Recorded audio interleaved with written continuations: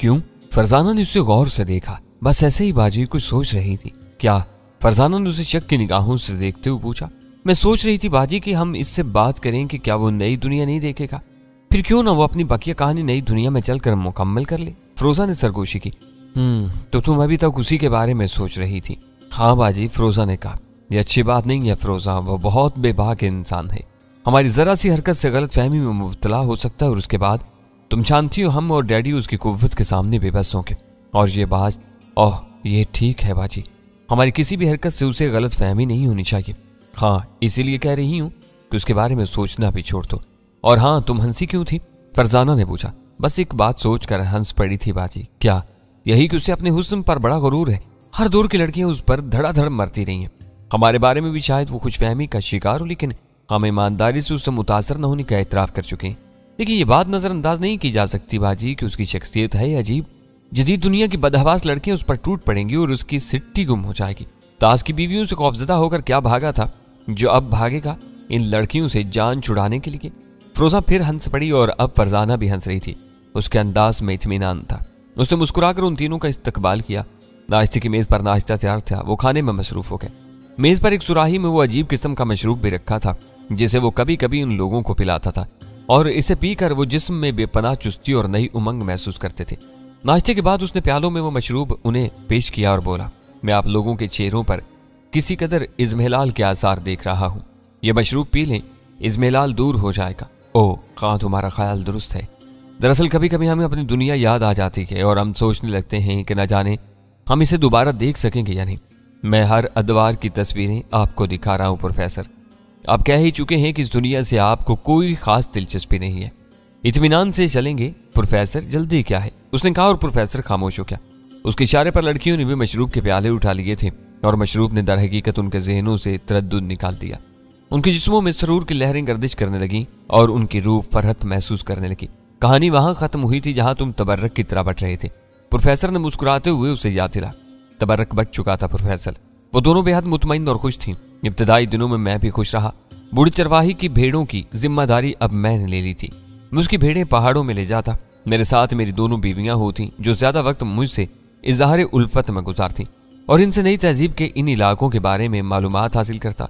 उन्होंने मुझे अजीब बातें बताई थी प्रोफेसर। गो उनकी मालूमात ज्यादा नहीं थी, लेकिन बहरहाल मैंने उनके बातों से बहुत से नताइज अखज़ किए थे जिनकी मैंने बाद में तस्दीक की। जो कुछ मैंने मालूम किया और फिर जिसकी मैंने तस्दीक की वो कुछ यूं था। जैसा मैं बयान करता आया हूँ प्रोफेसर के माँ कबल तारीख का इंसान भी जहानत से आरी नहीं था। वो इब्तदा में भटकता रहा था, लेकिन फिर उसने मुनअज़्ज़म रहने की जरूरत महसूस कर ली और वो ग्रोह बनाकर रहने लगा। इज्तिमाई जिंदगी में बहुत से अज़हान मिलकर जरूरियात के बारे में सोचते थे और फिर इन पर अमल करते थे। चुनाचे इब्तदाई तहजीबी दौर से पहले का इंसान भी मकान बनाता था, लिबास इस्तेमाल करता था। फिर वो ये ग्रोह एक दूसरे पर हमला आवर हुए। अच्छी माकूल और बेहतर तर्ज जिंदगी के लिए जिद्दोजहद शुरू हुई और ताकतवर ग्रोह कमजोर ग्रोह पर गालिब आने लगे। बहुत से ग्रोहों में मुफाहमत की फिजा कायम होती और इन सब ने मिलकर आबादियां की। यूं शहर वजूद में आए और फिर शहरी नज़्मो नसक, मजलसी और इक्तसादी तबके, मुनज़्ज़म मजहब, बादशाही वगैरह वजूद में आ गए। ये सब माकबल तारीख हुआ। मशरिक करीब में तहजीब की इब्तदा 4500 कबल मसीह में हो गई थी। वादी नील, दजला फरात और वादी सिंध में हकीकी शहर बन गए थे। नील और दजला फरात की नजदीकी वादियों के खाना बदोश कबीले जब खुश्क वादियों में जिंदगी न गुजार सके तो उन्होंने दरियाओं के किनारों का रुख किया और वो इज्तिमाई हैसियत में आबाद हो गए। उन्होंने इज्तिमाई मुफाहमत के जरिए इन दरियाओं पर पुश्ते बनाए और खेती बाड़ी करने लगे। इब्तदा में उन ग्रोहों में सख्त रकावत रही और दिन रात खूनरेज लड़ाइयां होती रहीं। ताकतवर ग्रोह कमजोरों पर गालिब आते रहे और हुकूमतें कायम करते रहे। दरियाओं के करीब की खुशहाली खुश्क इलाकों में आबाद ग्रोहों को लालच दिलाती और वो दूसरे से मिलकर हमला आवर हो जाते। अमूमन हमला आवरों को फतेह हासिल होती, लेकिन इससे दरियाओं के किनारों की खुशहाली मुतासर होती। दरिया नील के साथ मिस्र आबाद हुआ। फिर दजला और फरात में मुख्तलिफ हुकूमतें बन गईं। मसलन कुलदानी, बाबली, अशूरी, इन छोटी बड़ी हुकूमतों ने सदियों तक अपनी इनफरादियत और आज़ादी बरकरार रखी। फिर आस पास के ईरानी पूरे मशरकी इलाके को ज़ेर नगीं ले आए। ये खाना बदोश कबाइल से ज्यादा ज़हीन थे। इन्होंने अक्सा व मिस्र से हिंदुस्तान और रूस की सरहदों तक का पूरा इलाका मुसख्खर कर लिया। तारीखी मिस्र नील की तंग वादी पर मुश्तमिल है जिसकी लंबाई दूसरे आबशार और डेल्टा के दरमियान 800 मील है। तकरीबन 5000 साल कबल मसीह मिस्र की तारीख का पायदार दौर शुरू हुआ। मिस्त्रियों ने सहराई इलाके से बहेरा कुलजम तक रास्ता पैदा कर लिया था। तिजारत शुरू हो गई थी।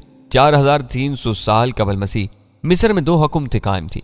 बालाई मिस्र जो नील के पहलू में था और जेरी मिस्र जो उसके जेरी हिस्से और डेल्टा में था। लेकिन बाद में ये दोनों हुकूमतें एक हो गई। मुख्तलिफ ग्रोहों के मुख्तलिफ मज़ाहिब थे। शाही खानदान बदलते रहते थे। कभी आतिश परस्त होते, कभी बुत परस्त और कभी सूरज परस्त। चौथे शाही खानदान के बरसे इक़्तिदार आने के बाद सूरज परस्तों की हुकूमत कायम होगी। उनके अकायद सबसे ज्यादा पुरस्कार थे। हस्बे साबिक मिस्र के बादशाह फ़िरौन कहलाते थे और चौथे खानदान का दारुल हुकूमत मम्फिस था। इस वक्त जब मैं मिस्र के बालाई हिस्से की एक बस्ती में कायम पजीर था, चौथे खानदान के फ़िरौन राबूस की हुकूमत कायम थी। रा सूरज को कहते हैं और फी तनकीरी अलामत है। गोया बादशाह का लक़ब फारे था। यही लफ्ज अबरानी जुबान में फाराऊ और अरबी में फ़िरौन बन गया। फ़िरौन चाहरम की तारीखी दौर में मैंने एक दिलकश जिंदगी गुजारी। इब्तिदा में मैं इस छोटी सी बस्ती तक महदूद रहा और उस नई ममलिकत के बारे में मालूमात फराहम करता रहा। मेरी दोनों बीवियां हकीला और साहुल मेरी बहुत वफादार थीं और दर हकीकत प्रोफेसर थोड़े अरसे में मैं उनकी शराफत, मोहब्बत और वफादारी का कायल हो गया था। लेकिन मुझे करार कहाँ था। फ़िरौन के नुमाइंदे कभी कभी बस्ती में नए अहकामात सुनाने आ जाते थे और मैं उनके तज़्को एहतिशाम को देखकर सोचता कि जब मामूली कारिंदे इस कदर शान शौकत रखते हैं तो दरबार फ़िरौन की क्या कैफियत होगी। फ़िरौनी दरबार को देखने की ख्वाहिश आहिस्ता आहिस्ता मेरे दिल में चुटकियां लेने लगी थी। लेकिन इन 2 लड़कियों के चक्कर में मैं घन चक्कर बन गया था।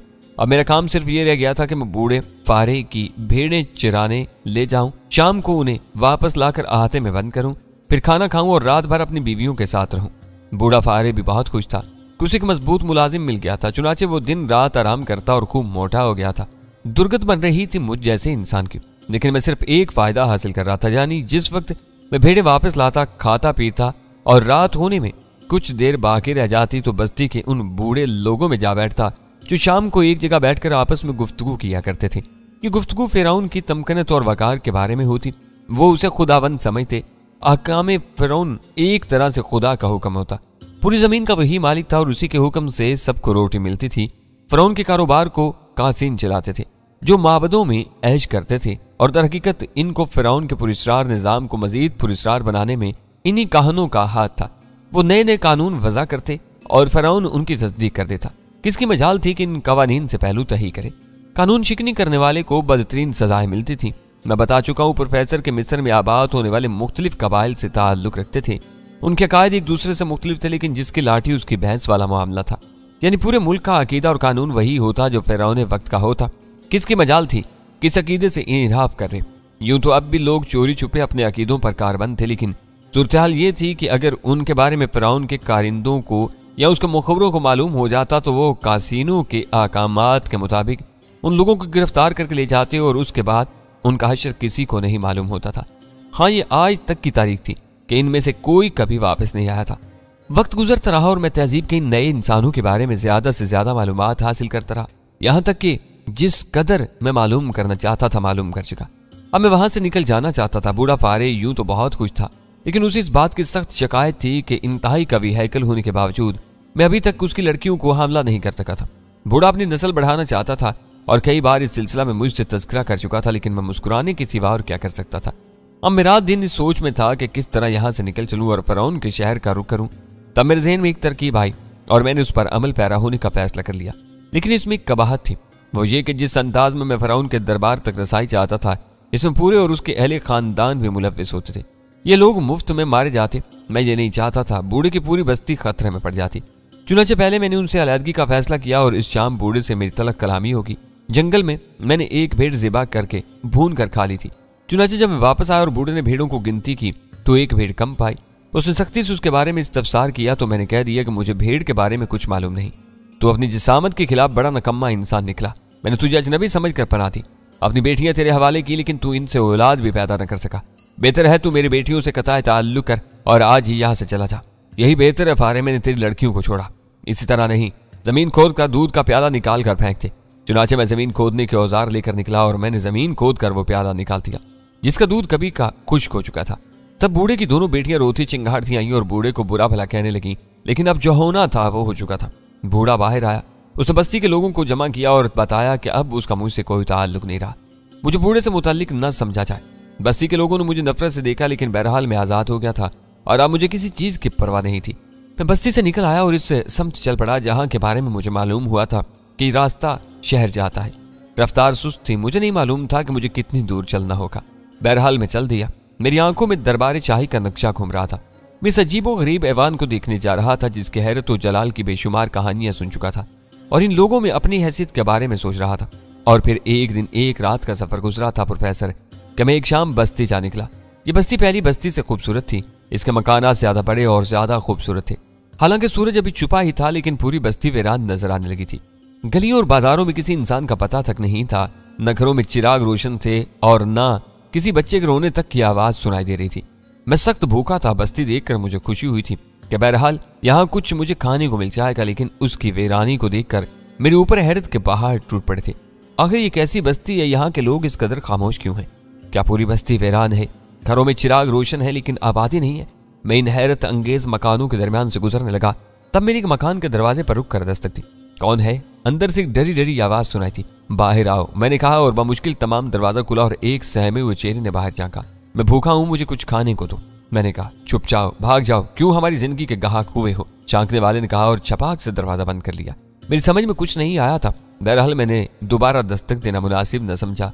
हाँ, इतना अंदाजा था कि बस्ती के लोग किसी के खौफ से खामोश हैं, लेकिन ये कैसा खौफ है और क्यों है? मेरे दिल में तजस्सुस पैदा हो गया, लेकिन खौफ की ये वजह कहाँ तलाश करूं?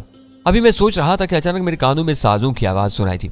ये उस बस्ती की पहली आवाज थी और मेरे कान उस आवाज से आशना नहीं थे।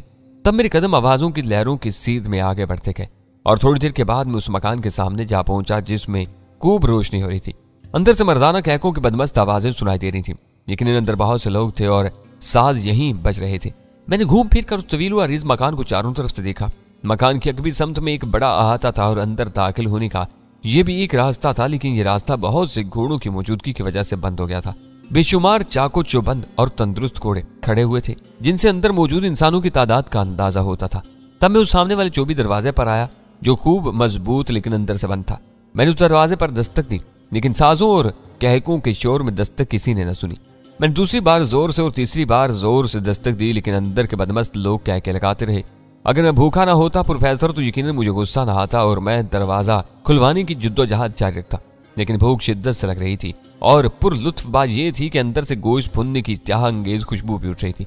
चुनाचे खुद पर काबू पाना मुश्किल हो गया और मैंने बाएं शाने से एक जोरदार टक्कर उस चौबी दरवाजे पर मारी। गो दरवाजा बहुत मजबूत था, लेकिन मुझे भूख भी शिद्दत से लग रही थी। दूसरी तरफ से कुछ चीखें सुनाई दी। दरवाजा चौखट समेत उकड़ कर किसी पर जा गिरा था और दरवाजे के नीचे दबे हुए लोग चीख रहे थे। साज एकदम खामोश हो गए, कह के बैक वक्त रुक गए। गर्दनें मेरी तरफ मुड़ गई। मैंने एक निगाह से पूरे माहौल को देखा। कवि हैकल जवान लकड़ी और पत्थर की बेंचों पर बैठे हुए थे। उनके जिस्मों पर फरौन के सिपाहियों के लिबास थे। बरहना और नीम बरहना लड़कियां उनकी आगोश में दबी हुई थी। लड़कियों के चेहरों पर हरास था और जवानों के चेहरों पर बहीमत। उनके सामने लकड़ी की मेजों पर पत्थर के मर्तबान मौजूद थे जिनमें नशा आवर स्याल था। साथ ही साथ भेड़ों और मुर्गों के भुने हुए गोश्त के बड़े बड़े टुकड़े भी थे। दरमियानी उम्र की चंद औरतें लिबास से आरी पूरे हाल में खड़ी थीं। बाज के हाथों में भुना हुआ गोश्त था और बाज के हाथों में शराब के जाम। मेरी अचानक मुदाखलत से माहौल पथरा गया था। इन लड़कियों की उंगलियां साजों पर साकत हो गई थीं जो उनको खुश करने के लिए साज बजा रही थी। शायद ये कहवा खाना था, लेकिन इतनी लड़कियों की यहाँ मौजूदगी यकीनन हैरत अंगेज थी। तब मेरे ज़हन में ख्याल आया, मुमकिन है बस्ती की नौजवान लड़कियां जबरदस्ती यहाँ लाई गई हूँ। यकीनन ऐसा ही था। जाहिर है वो फरौन के सिपाही थे, किसकी मजाल थी कि उन्हें रोकने की जुर्रत या उनके हुक्म से सरताबी करता। माहौल की यह संगीनी कई लम्हों तक कायम रही, सिवाय उन लोगों के जो वजनी दरवाजे को खुद पर से हटाने की कोशिश में नाकाम रहे थे और चीख रहे थे। मैं माहौल का जायजा ले चुका था। चुनाचे में आगे बढ़ा। दरवाजे के नीचे से जो टांगें झलक रही थी वो भी फरौनी सिपाहियों की थी। नजदीक ही एक उल्टी पलटी मेज भी पड़ी थी जिस पर रखे हुए जार के टूट जाने से शराब जमीन पर बह रही थी। चुनाचे में इत्मीनान से बड़ा और गिरे हुए दरवाजे पर चढ़कर दूसरी तरफ जाने लगा।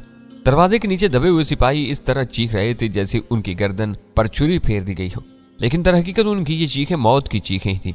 दरवाजे में निकली हुई कीलें उनके दिमागों में पवस्त होकर मेरे वजन से अंदर घुस गई थी और अब वो दरवाजे के नीचे माही बेआब की तरह तड़प रहे थे, लेकिन मैंने उनकी तरफ तवज्जो नहीं दी और आगे बढ़ता रहा। फिर मेरे सामने सबसे पहली मेज आई जिसके गिर्द एक कवि हैकल सिपाही एक लड़की को दबोचे मेरी तरफ ठीक रहा था।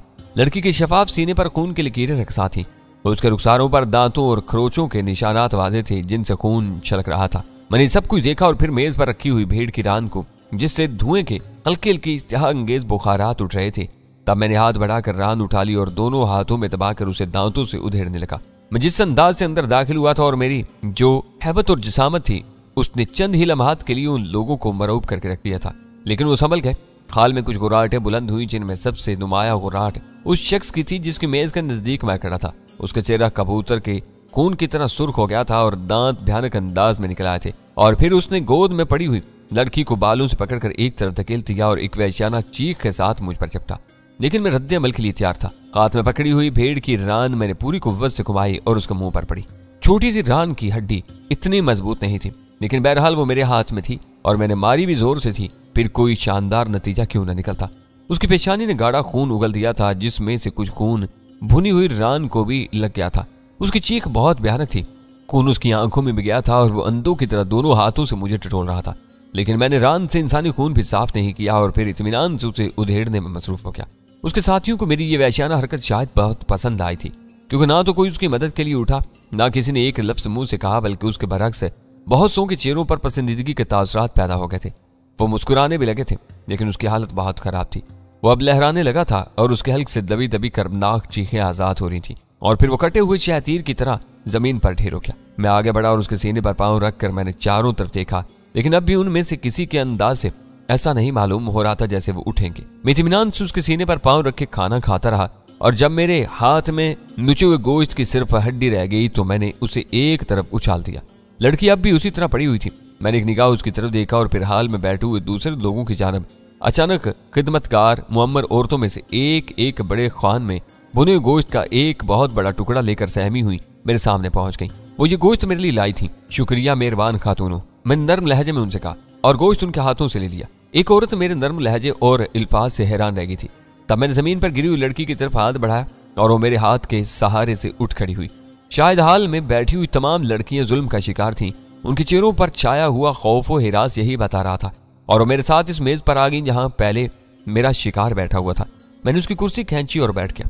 बरहना लड़की ने मेरी आगोश में बैठना चाहा। वो यही समझी थी कि मैं उन लोगों से मुख्तलिफ नहीं हूँ, लेकिन मैंने उसे रोक दिया। तुम्हारा लिबास कहाँ है? मैंने उससे पूछा। वो उस तरफ। उसने एक सहमा हुआ सा इशारा किया। वो लिबास पहन कर आओ, मैंने उससे कहा और वो तड़प कर उठ गई। शायद उसकी आरज़ू भी यही थी। मैंने दूसरे लोगों की तरफ देखा, सब अपने मशागल में मसरूफ थे। वो बदमस्त थे, कह लगा रहे थे।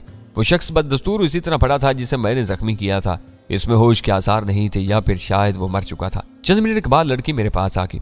वो खुश्क होंठों पर जुबान फेर रही थी। मैंने गोश्त के टुकड़े से कुछ गोश्त नोच कर उसे दिया और फिर दोनों कोहनियां मेज पर टिकाकर गोश्त उधेड़ने हुए कहा, तुम्हारा नाम क्या है? शहला। लड़की ने मुतरन्नम आवाज में जवाब दिया। इस बस्ती का क्या नाम है? अनाफा। उसने कदरे हैरत से कहा और मैं उसकी हैरत की वजह समझ गया। तब मैंने गर्दन हिलाते हुए कहा, हाँ तुम देख रही हो, मैं इनमें से नहीं हूँ। मैं तुम्हारी बस्ती में अजनबी हूँ। मुझे इन लोगों के बारे में बताओ, मैं इनके बारे में कुछ नहीं जानता। खुदावंदे अमूज के सिपाही है। मौत इनके कदमों में लौटती है। जिस तरफ निकल जाएं इनका एहतराम फर्ज है। इनके मुकद्दस हुक्म की तामील जरूरी है, पर न जिंदगी साथ छोड़ देती है। लेकिन ये तुमने क्या कहा? न तुम इनके बारे में जानते हो और ना इस बस्ती के बारे में। मैं तो तुम्हारे खुदावंद आमूस के बारे में भी नहीं जानता। उसे देखना चाहता हूँ, उससे मिलना चाहता हूँ। मैंने कहा, तुम्हारा ताल्लुक कौन से कबीले से है? लड़की ने पूछा। मैं बजाते खुद एक कबीला हूँ। क्या इन लड़कियों में कोई भी अपनी मर्जी से इनके पास नहीं है? नहीं, ये सब बस्ती की कंवारियां हैं। बुजुर्ग इसी दिन को डरते रहे थे कि कहीं सिपाहियों का कोई दस्ता इस तरफ ना आ जाए, और वो आए। इन्होंने शराब, गोश्त और लड़कियां तलब की। किसकी मजाल थी कि इनके हुक्म से इनराफ करता, लेकिन तुम? लड़की ने अपना सवाल फिर दोहराना चाहा। मैं बहुत दूर से आया हूँ, चाह पहाड़ों के दरमियान से। तुम मेरे बारे में न समझ सकोगी। हाँ, अपने खुदाबंद के बारे में जरूर समझाओ। अपने खुदाबंद? लड़की ने चारों तरफ देखते हुए कहा और फिर सहमे हुए अंदाज बोली, नहीं अजनबी, ऐसा मत कहो। वो सब खुदाबंद है और उसकी बरती तस्लीम करने में ही जिंदगी है। ऐसा मत कहो, वरना ये भूखे भेड़िए तुम्हारे जिस्म की तिक्का बोटी कर देंगे। मेरे होठों पर मुस्कुराहट फैल गई। फिर मैंने कहा, लेकिन मैं उसे खुदाबंद किस तरह का हूँ जिसे मैंने देखा भी नहीं है? क्या महज यहाँ से ज्यादा दूर है? चंद रातों की मुसाफत है, बशर्ते कि तुम्हारा घोड़ा तेज रफ्तार हो। लेकिन इसके बावजूद तुम खुदाबंद को सिर्फ चढ़ते चांद की तीसरी रात में देख सकते हो, जब वो कहानी आजम सालमूज के साथ माबद के कलश में दीदार कराता है। खूब, मैंने दिलचस्पी से कहा और फिर गोश्त की चिकनाहट में डूबी हुई उंगलियां अपने लिबास से साफ कर ली। मैं शिकम शेर हो चुका था। तब मैंने पानी तलब किया और उसे पीने के बाद डकारे ली। क्या मैं इन सबको कत्ल कर दूं? मैंने लड़की से पूछा। नहीं, अब इनको ना छेड़ो। इन्होंने अपने साथी की मौत बर्दाश्त कर ली है। आओ उठो और मेरे साथ। अगर तुम अजनबी हो तो इन खूनी भेड़ियों के बारे में कुछ नहीं जानते होगे। वो नशे में चूर हैं, अगर होश में आ गए तो उठो, आओ। उसने मेरा बाजू पकड़ा और एक तरफ चल पड़ी। न जाने वो मुझे कहाँ और क्यों ले जा रही थी। बहरहाल फिर वो मेरे साथ इस मकान के अगले हिस्से के एक कमरे में पहुंच गई और अंदर से दरवाजा बंद कर लिया। फिर उसने इस दरवाजे से पुश टिकाकर आंखें बंद कर ली। मैं कमरे को देख रहा था। सादा सा कमरा था। एक तरफ लकड़ी का एक तख्त पड़ा हुआ था जिसके ऊपर नर्म बिस्तर था। मैं आहिस्ता आहिस्ता तख्त की तरफ बढ़ा और उस पर बैठ गया। तब वो धीरे धीरे चलती हुई मेरे पास आई।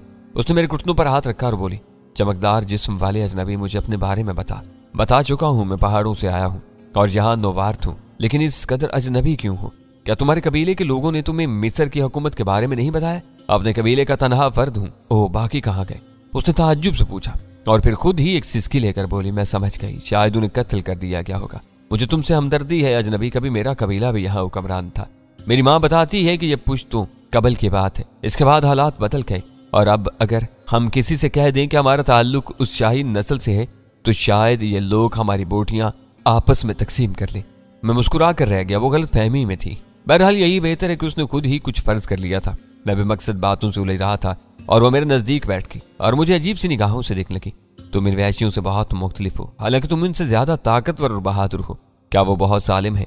जालिम से बड़ा कोई लफ्ज हो तो कहो। उनकी नजरों में इंसानी जिंदगी की कोई कीमत नहीं है। वो इंसान और कुत्ते में कोई फर्क नहीं समझते। खूब तो मेरा ख्याल दुरुस्त है। उन्होंने तुम लोगों को जबरदस्ती पकड़ा है। मैं बता चुकी हूँ, ये सब मजबूर और बेकस लड़कियां हैं जिन्हें इन्होंने घरों से हाँक कर निकाला है। न जाने कितने मुजाहम करने वाले कत्ल कर दिए गए और इस वक्त आसपास की बस्तियों में न जाने क्या हो रहा होगा। क्या मतलब, क्या इनकी कोई बड़ी तादाद यहाँ मौजूद है? हाँ, वो किसी मुहिम से वापस लौटे हैं और अब दारुल हुकूमत जा रहे हैं। जिस इलाके में रात हो जाएगी उसके कुर्ब जवार की बस्तियों पर तबाही जरूर आएगी। यही इनका असूल है। वो टुकड़ियों में बंटकर मुख्तलिफ बस्तियों में निकल गए होंगे, जैसे ये टुकड़ी यहाँ आई है। मैंने गर्दन हिलाते हुए कहा और किसी सोच में गुम हो गया। जाहिर है मैं किसी के लिए कुछ नहीं कर सकता था। इंसान ने हर दौर में तहजीब के नए नए लिबादे उड़े हैं, लेकिन मेरा तजुर्बा शाहिद है प्रोफेसर कि जब भी वो इन लिबादों के नीचे से झांकता है पहले से ज्यादा वहशी और खूनखार नजर आता है। बहरहाल लड़की से मुझे बहुत सी काम की बातें मालूम हुई। वो इस काबा खाने की मालिक की लड़की थी और यहीं रहती थी। ये लोग नाच कर पेट भरते थे और प्रोफेसर फिर लड़की ने मुझे एक पेशकश की